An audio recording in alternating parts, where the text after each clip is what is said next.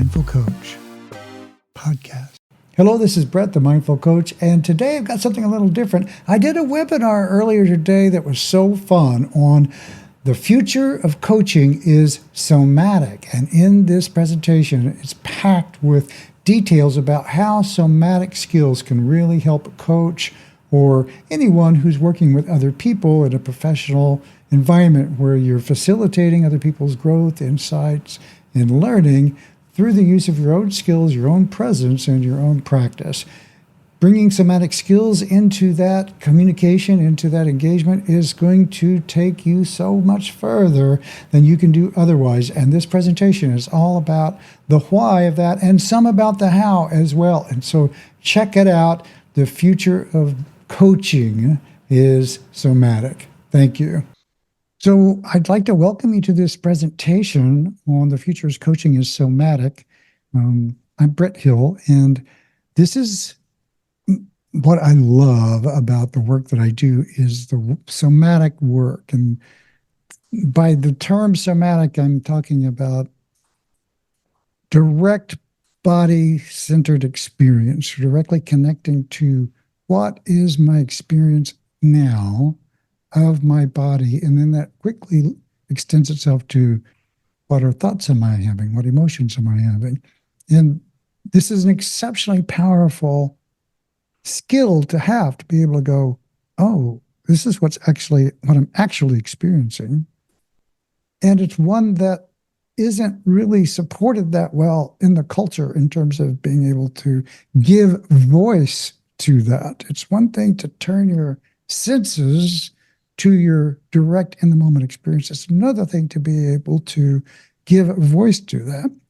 So that in and of itself as a personal skill is super transformational in terms of the way it changes your relationships and your conversations. Furthermore, it's an even, I would say, more advanced skill and powerful when you can help others learn to do that. And that's where the coaching comes in. Helping other people learn to connect and give voice to those kinds of experiences. That's been my passion for years now. And I've had the advantage of learning from some amazing, incredible teachers. And so I'm on a mission to kind of spread the goodness as best as I can to people. And this presentation is about how coaching can benefit dramatically from having a foundation in these skills. And so I'm going to share the screen and go through some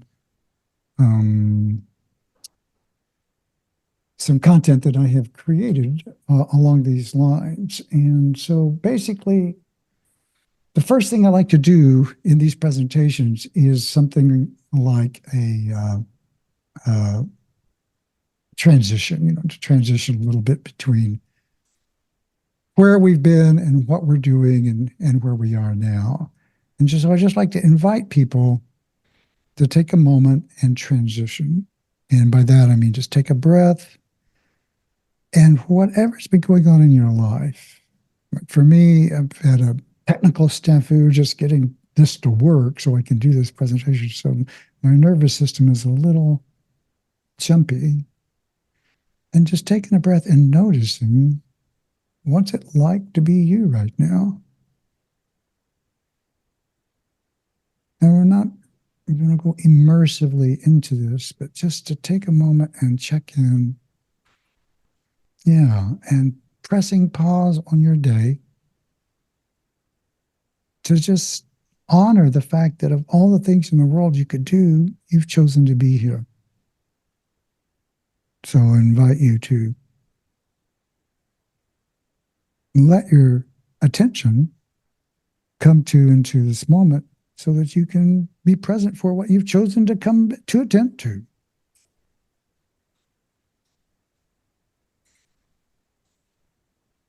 And just saying yes to being present here and now.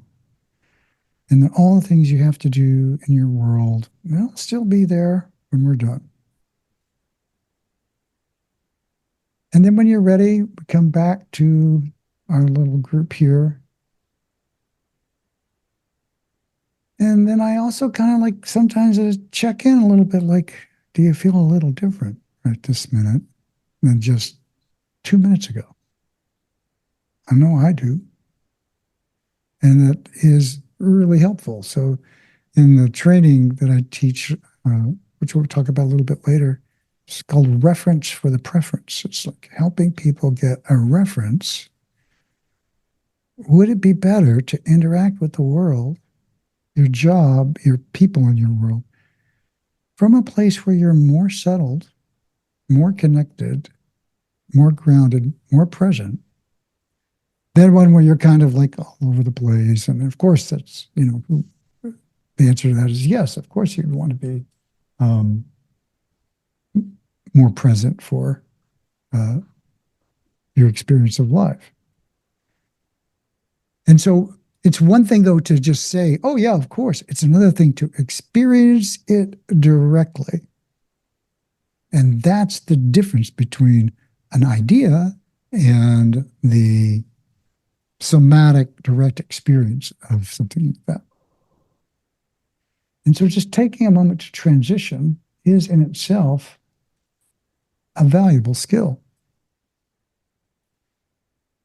Where we're at these days is like, is the screen still showing okay? I moved it here so I can see it better. Okay. Is that disconnection, and there's a tremendous amount of suffering in the world, is entirely unnecessary. And it's not because people want to be unhappy. It's just that there's a lot of, there's a lack of helping people understand how to better connect to their lives in such a way that that unhappiness is optional. So we ask, the world is constructed in a way where we're asking way too much of people for our nervous systems to accommodate. The rate, there's so much coming at us, so much information. If you've looked at the graphs of how much information is available to us, it's gone from like, a small amount to a gigantic amount in a very short period of time. So all this information becomes available, all the messaging that comes available, all the people wanting your attention, the complexity of our world is absolutely nuts. And that causes, there's a cost to that neurologically. And what isn't in the mix as face forward is how do I navigate in this world with the nervous system that I have? Because we all have a similar nervous system. I mean, there's a lot of diversity within that bucket. But effectively, we have a brain, we have nerves, and we have muscular system and organ systems, and the brains typically seem to work kind of the same in a way for most people. They're bioelectrical, not mechanical, but bioelectrical organisms that and how they work matters, and it has a direct impact on the quality of your life. Where do you go to learn how to pay attention to your experience in such a way that you can integrate that information into what you do? It's almost completely missing in the culture. It's just get things done, accomplish, go, do, achieve. And the markers of achievement are disconnected from the quality of life that we want to have. And that's the difficulty, right? It's kind of like, oh, achievement means having a big house, and having a big career, and having a big name, and being celebrated as a success. And there's some goodness in that, to be sure. But it's not necessary. Those things are completely unnecessary in order to feel really deeply satisfied with your life. So it's optional suffering to say, if I don't have that, I am unhappy. Right? You don't ever hear about, oh, you can be completely content and delighted with your life and not be quote unquote successful these days. And I'm not advocating that that's what It should be. I'm just saying it can be. The mind alone, thinking, is not going to solve our problems.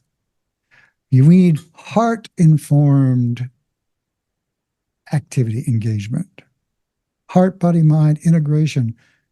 Those people who have done that work, when they bring those skills to the table of solving problems like how do we cure a virus? How do we build a city? How do we create legislation? How do we form a council? How do we educate children?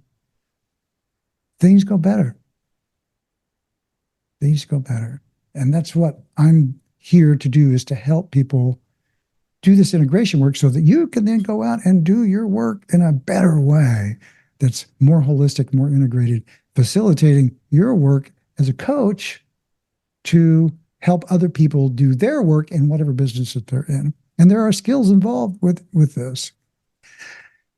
The rate of change is to our world is faster than our capacity to adapt. I did a podcast with Dr. Rod Siegel a while back for the Institute of Organizational Science and Mindfulness. And that was a really great conversation. And he said that and really struck me. He tells a story about, our nervous systems were developed out in the savannah, right? Out millions of years of growing and maturing, evolving a nervous system that was connected to nature. And that is not a binary system. There's not 100,000 people trying to get your attention when you're living out in the wild. But that's how long it took for us to build the nervous systems that we have today, which developed in a completely different context than the one we live in. And the modern world is changed so fast. The rate of change is dramatically faster than the biomechanical processes that need to adapt to it. So consequently, we're centuries behind evolution in terms of what kind of nervous system do we need to have. Well, if we could freeze frame where we are right now and not do any innovation for maybe 100,000 years, our nervous systems would adapt to it. That's how much the lag is. And the numbers are just metaphorical, but the point is there's a tremendous amount of time it takes for our biological systems to adapt to their contexts. It takes a long time. You will see generation to generation change, but those generations for us are, 60, not 60 years, but, 20, 30 years.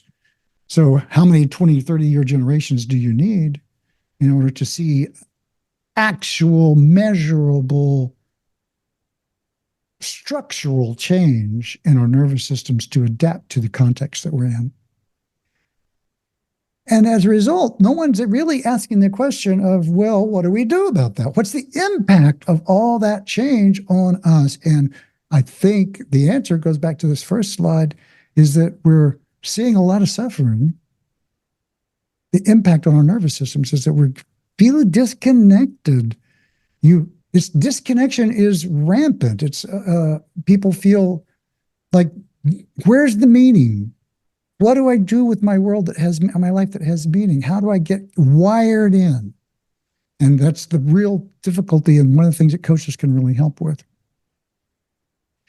Specific skills happen, but we run into problems because you say, well, here's what you need to do. You need to connect. And so oftentimes meditation is the path to that. And so, and there's so much resistance to this notion that if you really want to go faster, slow down, really connect to who you are. And so how do you then organize an experience for your clients so that they can get what I mentioned before, this reference for the preference, this way that people can be better? That's not just an idea. It's a direct experience. How can you help them with that? Well, there are specific skills that you can help them learn, and there is a way to do this. I want to tell a quick story about an Aikido lesson that I learned, and I wasn't actually taking Aikido. This guy Hiroshi was one of the world's best Aikido masters, And I just happened to live in Boulder, Colorado, where his dojo is. And I was into all kinds of movement at the time, ecstatic dance and contact improv and martial arts. Although I wasn't formally studying martial arts, I still practiced because I had at one time formally studied it. And he offered a course on what he called Aikido movement. And this really stuck with me. And what this was he wanted to teach people who were not studying Aikido about movement in Aikido, the dynamics of movement, and what he knew about being in a body in space and time in a very masterful way, because he was a master at meeting other physical people and working with them in the space. Like when someone's going to attack you in Aikido, it's like a meeting, and it's almost like a dance rather than a fight. You merge with the experience and then something happens. So you keep your center. It's very much about being centered and being in connection with your quote unquote opponent in this case. Now, you can use this metaphor for opposition, but you can also use it for collaboration. And so one of the first things he did was he got in right next to you, and he said, and he put his arm up, and he would just have you put your arm up right next to him. So it's like this. And he would just go, he'd look right straight at you. He goes, the body knows. Body knows. He's just going, and everybody's going, what? And what he was trying to say is that in his experience as a master of his craft, when he got skin to skin with somebody, he knew intrinsically what to do because the body was communicating body to body. And it wasn't an intellectual process, it was in the body. I thought, well, that's interesting. And then he taught the next thing, which was this movement where you just turn 360 degrees and you are paying attention to everything as you do, and you're keeping your center. Very powerful practice. And it's one of the basic moves in Aikido. And what he said really, really lit me up. And it said, if you learn this one thing, you will know all of Aikido. If you learn this one thing, this simple movement, you will master all of Aikido. And I thought, wait, what? Here's a guy who's like one of the 5 best on the planet, saying that if you do this thing and you do it really masterfully, you will learn a million other things. And I thought, well, that's amazing that there's such a thing as learning so many principles buried into the understanding of one practice. And I thought, wow. And it was the first time it occurred to me that there's such a thing called, I call it a foundational practice. And it's a practice that has built within it 1,000 other lessons. And so once you learn this foundational practice, it changes everything about your understanding of things. That was a big deal for me to understand. And so I wondered, what else is like this? This can't be the only example. This has to be something that's true about lots of things. There have to be foundational practices everywhere. And so I began to explore what are the foundational practices about communication, about connection, about collaboration, about coaching. What are those? And I think I went to learn from some of the best people on the planet, and I think I kind of put some of it together. And so some of the stuff that we're talking about here are those practices, like we started off with this transition. That is a foundational practice built within the capacity to transition from one thing to another on purpose, in the moment, non-judgmentally, which is the John Kabat-Zinn, framework for mindfulness. That is a perfect mindful moment. And built within that is the foundation for many, many, many things. You walk into a meeting, transition.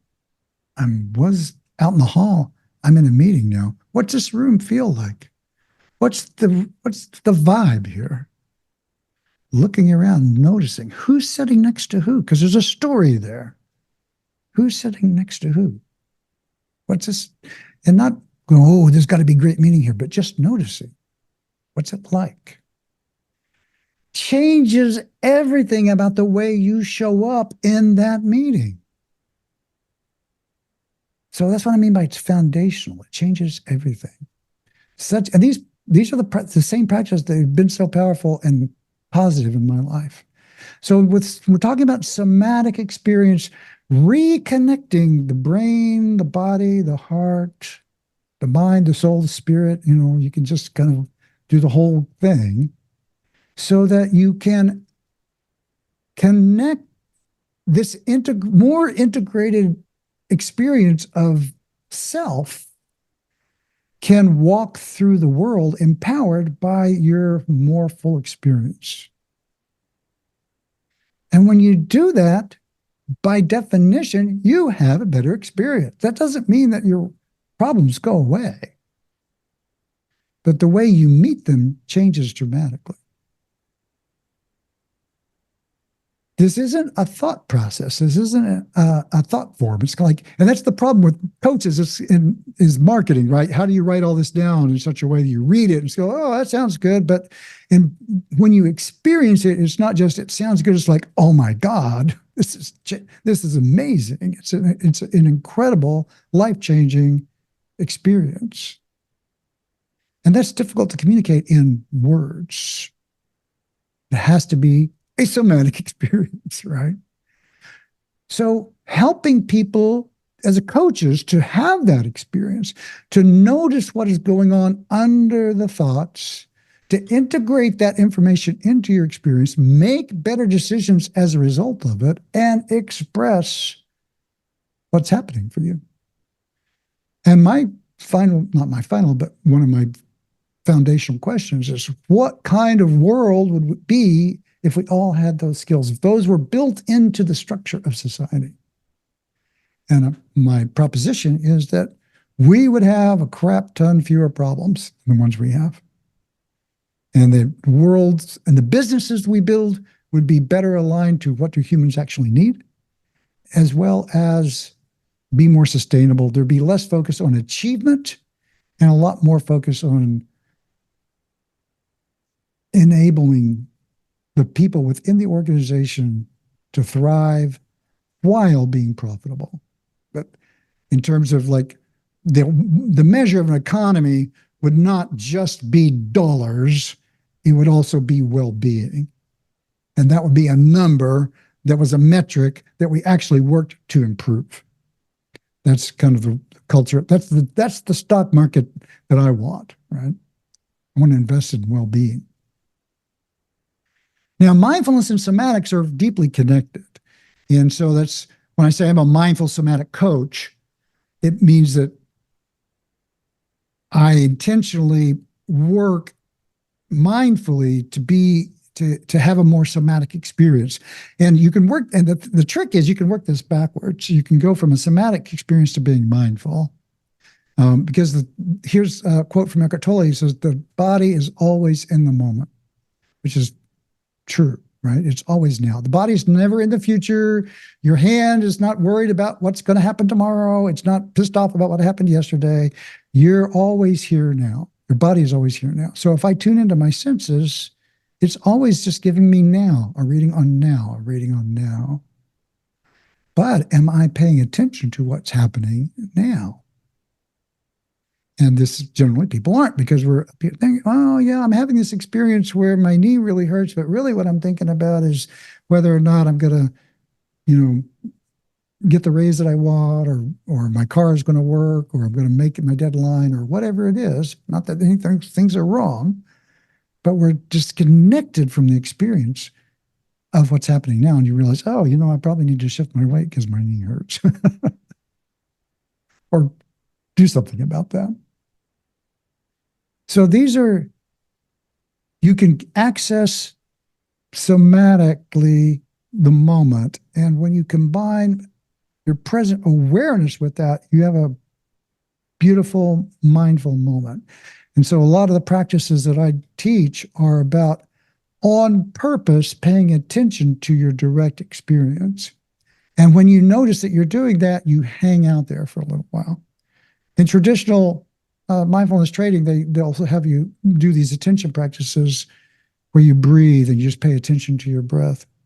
You come back to paying attention to your breath over and over again. And that's building the same muscle, but and it takes, you have to sit down and practice it for 10, 15, 20, 30 minutes or more. There's nothing wrong with that. It's great to do, but a lot of people can't manage that these days because we're so distracted or busy. And so the practices I like to promote are what I call micro mindfulness practices that you can incorporate frequently. So one of the sayings in the method that I teach is frequency is more important than duration. So it's better to practice the piano 10 minutes a day, 7 days a week than to sit down one time a week and do it for 70 minutes. So you're going to get further this way. And so the question is, what does it take to create neurological change? And the work that I've been doing, the methods that I'm using, they don't require a lot of time, but they do require effort and lots of small efforts. Because really what we're doing is we're building neurology. We're working with neuroplasticity. So somatic experiences are not thought processes. They're like, oh, I'm noticing my shoulders are tight. I feel a pressure in my chest or a knot in my stomach. Those are not, it's not a thought, it's an experience. And so when you help people to kind of learn to speak about their experience, you're really doing them a big favor. This slide might be a little hard to read, but there are lots of different kinds of somatic work in the coaching world, and I just felt like it was a good thing to create this slide and talk about, there's body work like Traeger and Rolfing and Feldenkrais and Alexander, amazing stuff. And then there's coaching and therapy, the one that I'm trained up in is Hakomi and recreation of the self, both of those. There's also focusing, generative somatics, Strozzi somatics, and aspects of nonviolent communications, which I'm a big fan of. All of those can be very somatically focused. And then there's focus on PTSD, trauma-based work, which can also be extremely somatic work. So sensory motor institutes, somatic experiencing, there's all different kinds of approaches. So there are forms of work out there. My own method, the Mindful Coach method, is a form of this as well in terms of coaching. So I've taken a lot of skills from therapy and adapted them for coaching context specifically. And so the really key question, why I framed this presentation as the difference, the future of coaching is somatic, is because a lot of coaches are out there doing really good work, but they're focusing on how you get things done, And so even within the IFS system, it's kind of like you lead with the question of what do you want to accomplish by the end of this session? That's a really good question because it helps keep you on point, but there's really intense focus on we're going to stay on the customer's agenda. And I'm in a position where that's a really good thing to do, but that assumes that the client knows where they want to go and how to get there and can speak those things when really what's in their way is something they cannot speak about because they don't have the skill yet to do it. And so my job is to help uncover and give voice to those things in a way that help them to unburden the blockages, release the blockages that are in their way that they can't even really name yet. So they want to get to a certain place, but they can't do it until you've addressed certain kinds of hurdles or you hit a swamp and you can't get past it because every time you start to reach out, you get overwhelmed with despair. Well, there's some therapy that can be helpful there, but you can also organize around resilience and stay in the coaching lane, and that's another skill for coaches. But helping the client immerse themselves in the dichotomy of the feeling of I want to reach out, but yet I get stuck. I want to get out, but yet I reach. And so here we have this dance. And if they're actually doing what I'm doing, I'm going to say, well, just Notice what it's like when you say, I want to reach out. What's it like? Slow that way down. What happens for you when you actually reach your arms out? I want to reach out.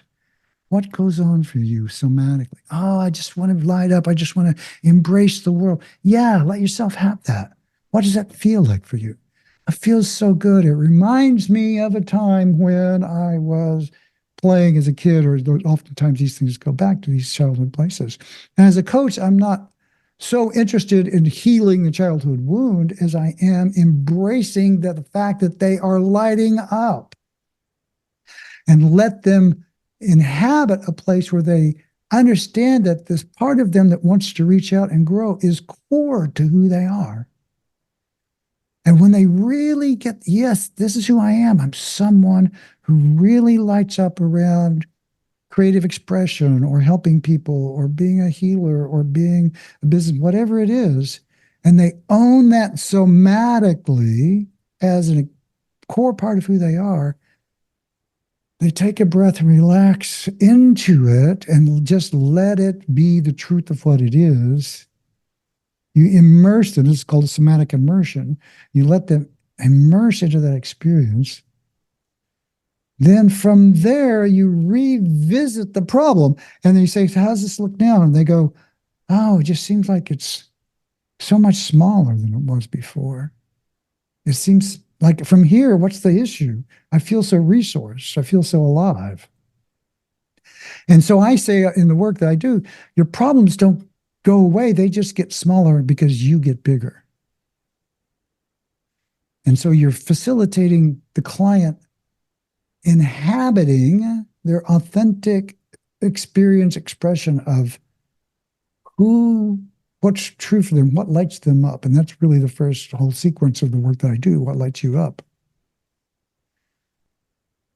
Now, why does this work so well? It's because, for one thing, I don't have to hear every detail about their life in order to land on that moment where they light up. Like in this example, they're going, I want to reach out. I'm going to say, what's that like? Reach out slow, really slow, and pay really close attention to what that's like. I'm suddenly I'm not getting all the facts about how this happened and that happened and how they didn't get the raise and so the person, and that can go on for months, getting all the details. We're cut through all that noise and gone straight to what is the truth of your somatic experience about the way you feel empowered. And we can get to the disempowered part, but we're going to focus as coaches on the part that is resilient, on the part that is empowering. And the other value of this is it's always relevant to the client in this moment because they brought it up. This isn't a suggestion. You're just like, well, I wonder about you, and what if about this, and could it be so that?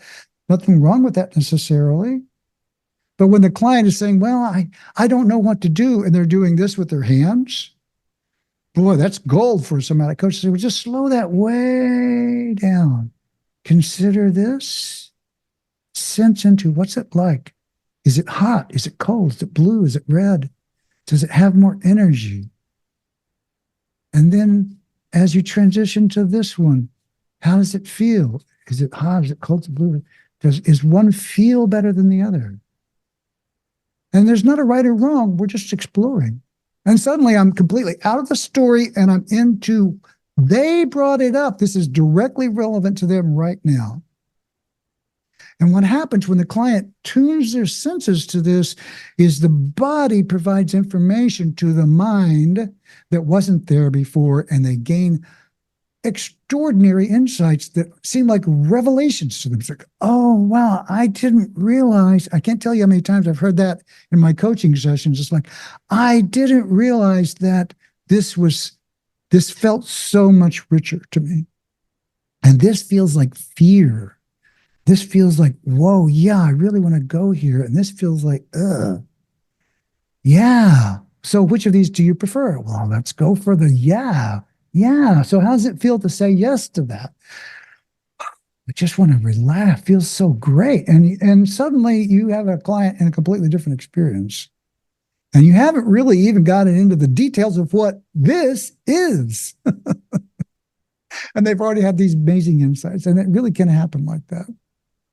And it can be extremely satisfying as a coach whenever they look at you and they go, oh, God, thank you so much for helping me have this insight. So there's satisfaction, there's improving the quality of life and resilience, there's differentiation. Not a lot of coaches can do this kind of work. So you begin to set yourself apart as a coach, as someone who can facilitate this deep work. And it's healing. We're really talking at some level about healing, helping people be more whole. And it's also really efficient. I mean, you really get to stuff quickly this way often. So just as a quick example, it's like the standard questions a coach might ask versus a somatic approach to coaching. Client says, well, I had a really bad feeling coming away from that conversation. They turn their head away and they go, yeah, I really had a bad feeling about that conversation. So a typical coach, and this is, I'm not saying this is bad or wrong, but a good coaching question might be, well, what could you have said that might have made a difference? And you're helping them explore. A somatic coach is going to notice that they're turning their head away and they're saying, and they're feeling things. They're expressing what in my work I call a limbic state shift. They're like, that was really felt bad. And they're turning away. It's almost like, right? You can feel it. I'm going to name that. Well, that sounds hard. Yeah, that was hard. Now, I'm not asking for details. I'm not saying, tell me what happened. I'm saying, I'm aligning and communicating that I'm paying attention to the feeling the coach is having or the client is having and saying, I'm tracking you. I'm paying attention to how you're doing as well as what you're saying. And that helps create authentic rapport. They're going to notice that you are tracking, you're paying attention, you're noticing how they're feeling. I can tell you from personal experience, I've paid good money for some therapists who I'm sitting there and I'm almost in tears and they're just asking me, so what about that? And what about this? And I'm like, can't you see I'm suffering here? And they don't look up and go, are you like tearful now? I'm like, yeah, and I have been for 10 minutes while you've been in your thoughts around what should I say next. And I feel completely disconnected from them, even though they're supposed to be all that, It's like they're not doing the job. They're not connecting with me. This is the opposite of that. This is connecting and doing the job. So I'm going to say, that sounds hard. And then I'm going to potentially lead with this thing. Then you turn away. So what's happening right there? What's that movement where you turn away and you kind of hunch over? What's happening? In that case, we're kind of leaning into the bad feeling a little bit. I don't like to do that too much as a coach, but it can be a lead into the next piece, which we won't get into right now. Another example might be a client says, I don't know why I don't speak up in meetings. And they kind of shift. I don't know why I don't speak up. And they kind of like bring their shoulders up. I don't know why I don't speak up. Or sometimes they'll go, I don't know why I don't speak up. And they'll put their hand up by their throat. It's pretty common. And so a traditional coach might say, well, what might help you be more willing to speak? Perfectly fine question. But it's an intellectual. Well, I think this and I think that, maybe this, maybe, and those might be very useful. But a somatic coach is going to go, can you feel that moment, what it's like for you when you don't speak? Yeah, what's it feel like? And they go, oh, I don't know. I just feel like I start to tighten up. And so do you notice anything physically or emotionally? Yes, like I start to feel like there's like a hand right here. And you have to be really a little bit careful when it comes to like feeling like choking, because sometimes those can be PTSD sort of signifiers. But if you can focus a little bit on the contraction, then you can also get to a place where you realize that what's on the other side of that is the desire to be heard. The reason they're feeling this contraction is because they want to express themselves.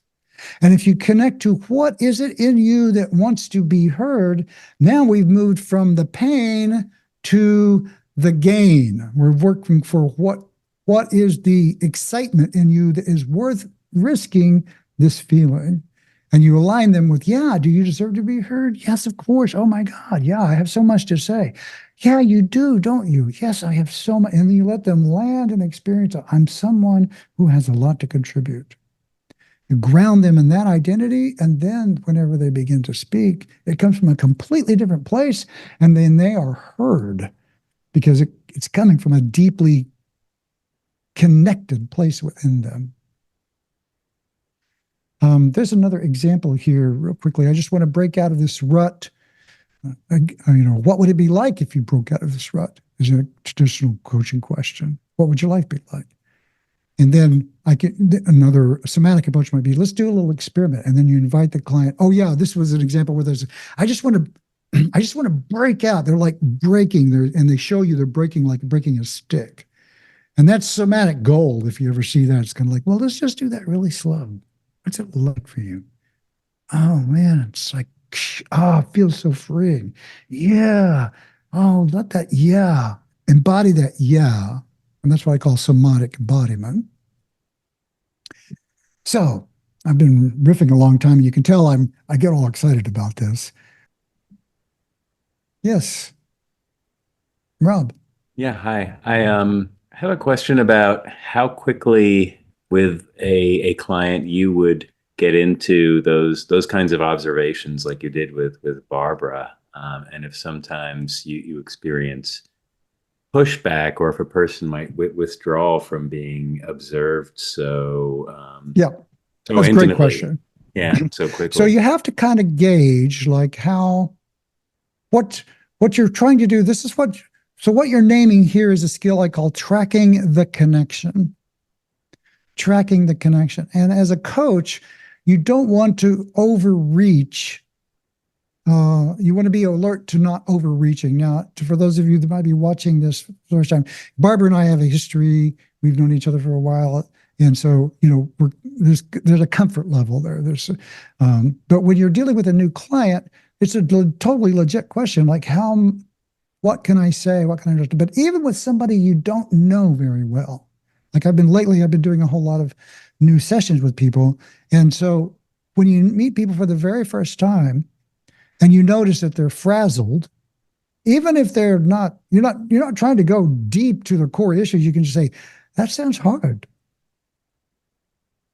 or that must be frustrating. Just very simple, very human, very obvious, I'm going to call it obvious, kind of context statement, so that you're naming exactly the experience that they're having. And it doesn't feel like you're not overreaching. You're not saying, well, that sounds like it must be some core wounding from when you were abused as a child. It's not like you're going deep here. You're just staying with the moment. Wow, that's really exciting for you, huh? Yeah. And what you're looking for is what I call a somatic yes, a somatic affirmation. They go, yeah. Yes. And don't be afraid to be wrong either. Like if they go, no, that's not quite it. So, okay, great. I always celebrate that. Yeah, that's great. I'll appreciate that. So is it more like something? And I'll rephrase what they're saying in a way till I get alignment with them. And if you never get alignment with them, they might not be the client for you. Does that make sense? It does. Thank you. Yeah, with Barbara, I can kind of take a bigger step than I can with some other people. But so you have to read, like, are they accessible? Are they okay? Most people, if they're reasonably emotionally healthy people or normal, and are going to respond well to you naming the experience that they're having, as long as it's not an invasion, so you don't go too far. And I learned that by overreaching. I've been in sessions where I've overstepped, and you will not. And what happened, that damages the relationship to a certain degree. You will find they will pull back. And then you just have to name this. Oh, okay, I'm sorry. I didn't mean to overstep, overreach. And it's really important to say something like, we'll take this at the rate you're comfortable with. I don't have an agenda here. I'm really just trying to understand you. Um, and because those people are going to back up going, I need to be defensive. They're trying to get in there. They don't trust you yet, right? So trust has to be earned. But in my experience, this is the way you earn the trust is by naming these small things and then demonstrating that you care and that you can be helpful. Any other questions? All right, let me go back to my slide deck here.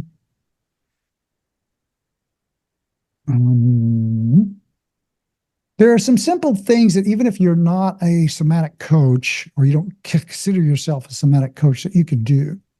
And I promise to give some specific takeaways in the session.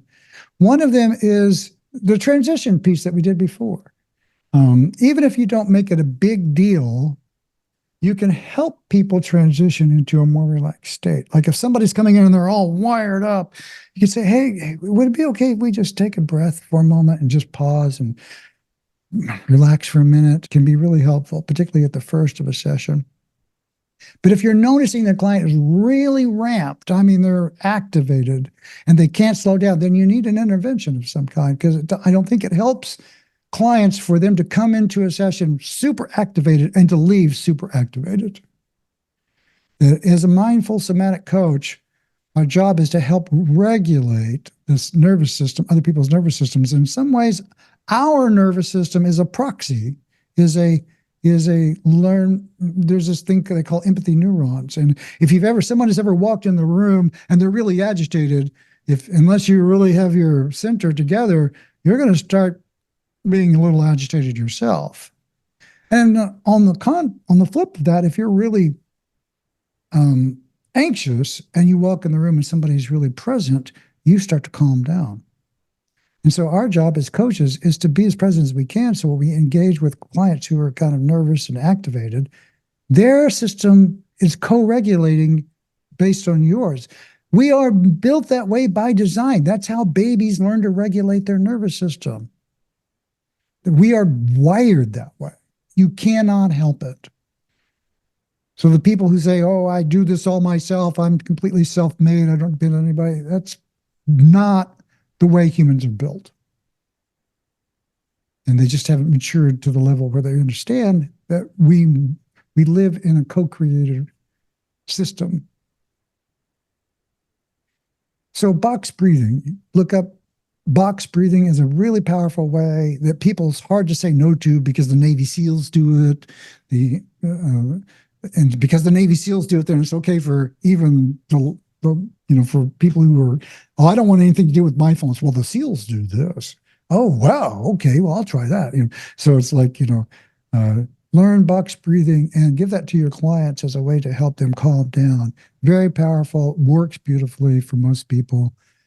And you can take people through this in real time in your sessions. Just 5 minutes can change it. And then you have the real example of this reference for the preference that we talked about. How do you feel now? Oh, I'm so much better. Yeah, this is something you can do on your own. Yay.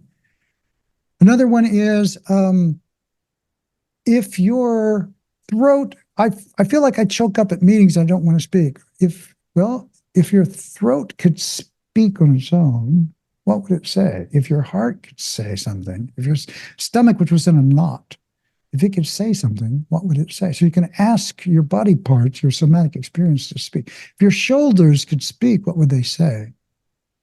It's a strange thing to ask for, but the mind can do that. And the body will actually offer information. I had a very beautiful session the other day with a guy who was envisioning an iron gate. And I just said, what does the iron gate want to say to you? And they had a whole dialogue with this iron gate, which began to relax. And at the end of it, it transformed into, a caring other who was just trying to help him. It was a beautiful experience for him. We engaged in this dialogue. And another one is, you've seen me do it a couple of times in this session where I've said, like, take this experience, I want to reach out and slow it way down. Or the breaking, slow it way down. Or the I don't know what I want to do. Slow it way down, way slower than people think. When you ask people to do this, it can be a little awkward sometimes, but people get into it pretty quick, actually, if they get the vibe of it. And the trick is to get them to do it slower than they want to do it. You have to get them to really sense into it. And then you get really quiet and you wait for meaning to emerge, insight to emerge.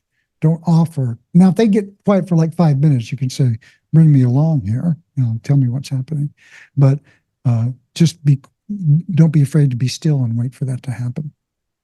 So these are techniques that you can use, and they'll be part of the deck. They'll be part of this presentation that you can use. And so wrapping up here, just this one thing. If you can help clients learn how to express their feelings, their thoughts, their experiences that are happening in the moment and give voice to that, just that one thing, this is like the foundational practice, right? Can change so much in a person's professional and personal life. Just asking them to speak about what is their experience now. And as a coach, you want to be tracking, well, what's it like for you to right now to experience that? Well, it's like the time I was at my mother's house and blah, blah, blah.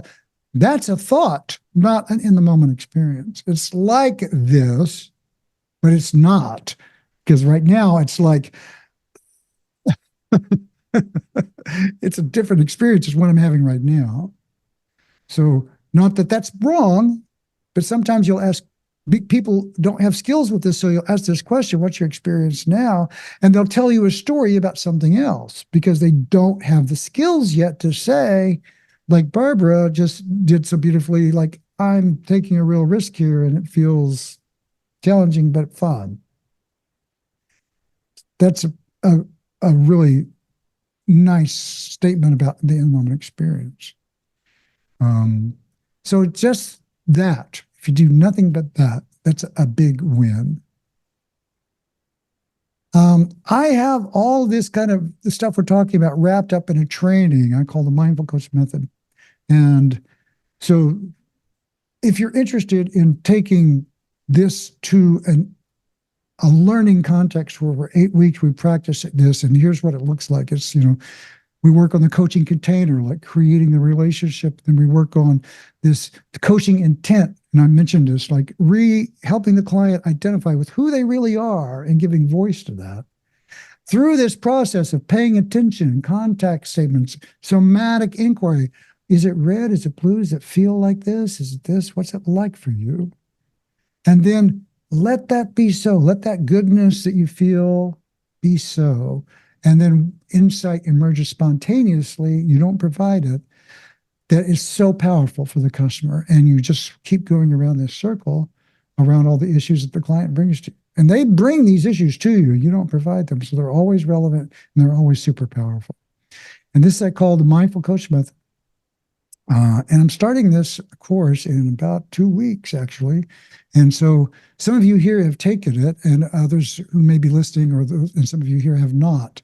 And so if you're interested, that's starting. It's 8 weeks. It's 8 weeks of one-on-one plus pre-recorded material. It's the best I can do to give you a foundation in these somatic skills, and they're really super powerful. So I invite you to check that out at themindfulcoachmethod.com. And I will be sending everybody here a little code that you could use to get 20% off the price because you showed up for the webinar, and for those who are listening that signed up for the webinar. So I invite you to check it out. Look at the reviews that are there for the people that have taken the course.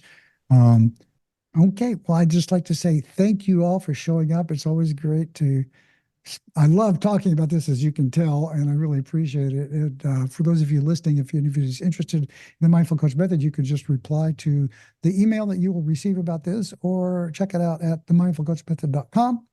I'm happy to meet with you to see if it's a good fit, or you can just look at the stuff online here.